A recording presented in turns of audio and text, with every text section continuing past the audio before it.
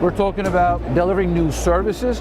This is when we're empowering companies to go from making and selling products, which is typically low margin, to service models, to even new business models. You can bring new services, new values, and have a different perspective on how products are used. Brimport has been a customer with us for a long time. In 2008, the market that they are in, which is automotive and trucks, completely collapsed. They actually managed to turn it around into a car rental as well, using our systems. When they came out of this recession, they had an additional revenue stream. Siemens Gamesa, I think, is a great customer in the energy business, which is using field services to extend the product and capacity and actually extend the service capacity. We produce and service wind turbines. We have a drone solution called Hermes that helps do predictive analytics on blades on our turbines. First, the drone flies autonomously across the 3 blades. It takes about 60 photos. Then we move all of them into the cloud, we stitch them together, we separate the blade from the background, and third, we look for cracks along the blade.